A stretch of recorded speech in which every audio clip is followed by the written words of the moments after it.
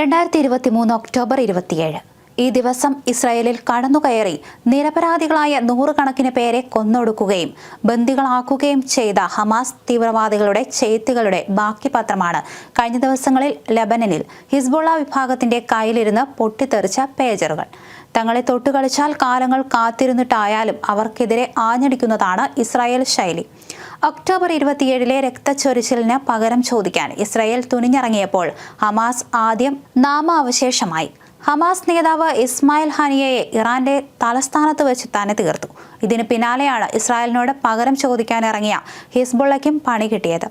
ഗസയിൽ ഇസ്രായേൽ യുദ്ധം തുടങ്ങിവെക്കുമ്പോൾ തന്നെ തങ്ങൾക്കെതിരെ ആരെല്ലാം തിരിയുമെന്ന് ഇസ്രായേലിന് വ്യക്തമായ ബോധ്യമുണ്ടായിരുന്നു.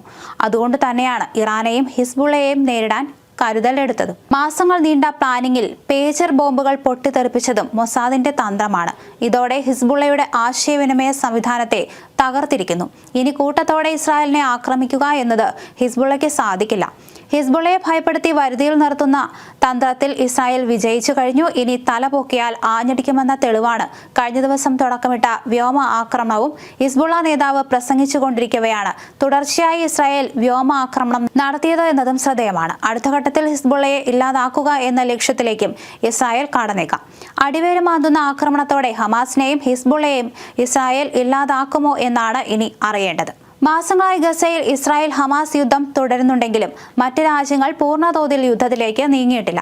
ഹമാസ് നേതാവ് ഇസ്മായിൽ ഹനിയയുടെ കൊലപാതകത്തിന് പ്രതികാരം ചെയ്യുമെന്ന ഇറാന്റെ ഭീഷണി നിലനിൽക്കുന്നുണ്ട്. എന്നാൽ ഒന്നും ചെയ്യാൻ കഴിയാത്ത അവസ്ഥയിലാണ് ഇറാന്റെ പിന്തുണയോടെ ഇസ്രായേലിനെതിരെ ആക്രമണമുണ്ടായാൽ പ്രതിരോധിക്കാൻ അമേരിക്കയും രംഗത്ത് വരും. അതുകൊണ്ട് ഇറാൻ തൽക്കാലം അടങ്ങിയിരിക്കുകയാണ്.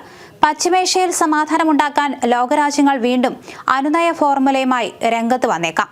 കഴിഞ്ഞ ദിവസങ്ങളിലുണ്ടായ സ്ഫോടന പരമ്പരകളുടെ പശ്ചാത്തലത്തിൽ ഇസ്രായേലും ലബനനും തമ്മിൽ ഒരു യുദ്ധമുണ്ടായാൽ അതിന്റെ പ്രത്യാഘാതം രൂക്ഷമായിരിക്കുമെന്ന വാദവുമായി ലബനീസ് സ്ഥാനപതി അടക്കം രംഗത്ത് വന്നിട്ടുണ്ട്. ബ്രിട്ടനിലെ ലബനൻ സ്ഥാനപതിയായ റമി മൊർഡാഡയാണ് ഈ അവകാശവാദം ഉന്നയിക്കുന്നത്. ലബനന്റെ സൈനികർ ബ്രിട്ടനിൽ പരിശീലനം നേടിയവർ ആണെന്നും ആക്രമിക്കാൻ വന്നാൽ ശക്തമായ വ്യോമാക്രമണം നടത്തുമെന്ന് സ്ഥാനപതി അവകാശപ്പെട്ടു. എന്നാൽ യഥാർത്ഥത്തിൽ സംഭവിക്കുന്നത് എന്താണെന്ന് മറ്റൊരു കാര്യമായി കരുതാം. ഇന്നലെ രാത്രി മാത്രം ഇസ്രായേൽ യുദ്ധവിമാനങ്ങൾ 50 തവണയാണ് ലബനനിൽ ബോംബാക്രമണം നടത്തിയത്.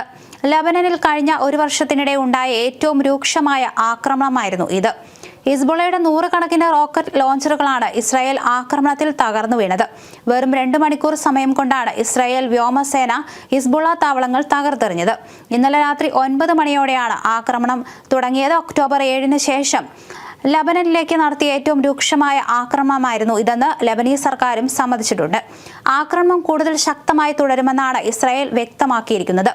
അതിനിടെ ഇന്നലെ ഹിസ്ബുള്ള തലവനായ ഹസൻ നസ്രുള്ള ഇസ്രായേലിന് മുന്നറിയിപ്പുമായി രംഗത്തെത്തിയിരുന്നു. ഇസ്രായേൽ എല്ലാ പരിധിയും ലംഘിച്ചിരിക്കുകയാണെന്നും ഇതിന് കനത്ത തിരിച്ചടി നൽകും എന്നാണ് നസ്രുള്ള പ്രസംഗിച്ചത്.